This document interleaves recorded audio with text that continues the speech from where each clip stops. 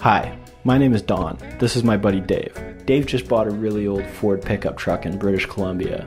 We're going to take her all the way across the country back to the Oakville plant where she was originally manufactured. 50 years she's been out west and now we're driving her home.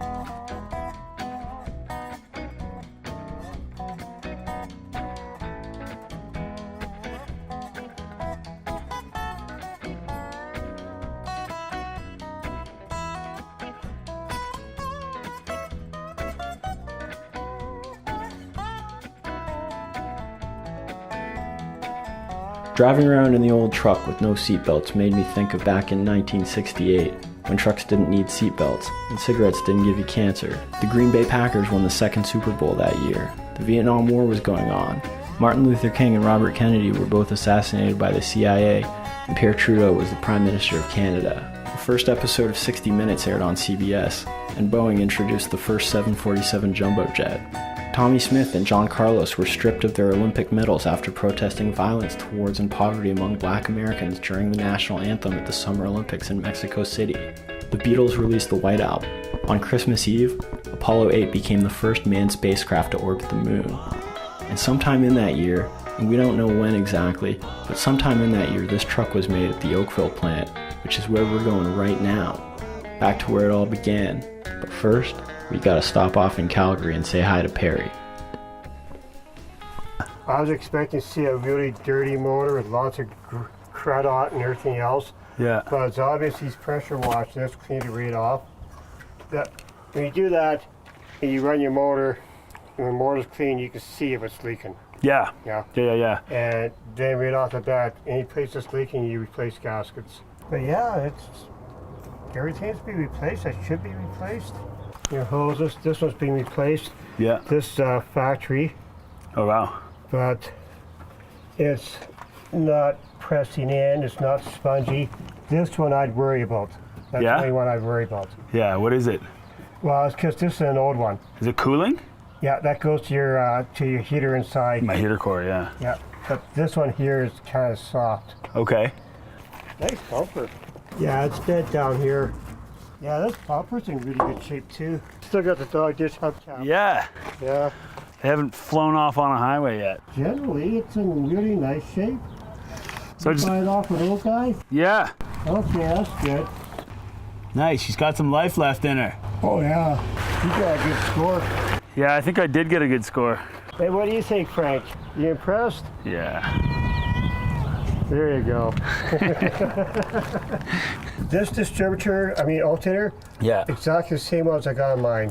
Really? This one, they put this on everything. So don't order for a truck, order for this part number. Yep. They are getting to be like hen's teeth at the auto wrecker. If a wrecker in town was going to have... Oh, you won't find that on a wrecker. No, eh? Anything older than 1990 is crushed. Oh yeah, that's why I said that alternator has teeth. It's only guys like at the truck wrecker here who just had to pull parts like that off because they know, no, pull that off because you can't find it anywhere. Huh. Body metal you can buy through LMC, Bronco Graveyard, all sorts of places. Yeah.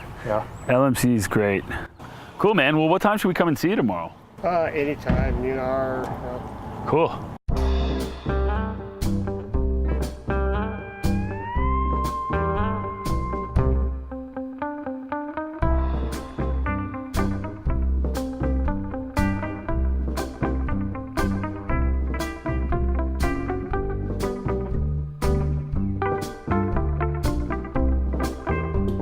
Like I said, when you said 68, I was expecting something a lot worse shape. Yeah. And no, this is in really good shape. If it's an acreage truck or a farm truck, they don't see the highway much. They see dirty roads, gravel roads, stuff like that. And if you park in your barn over winter time, they last for a long, long time.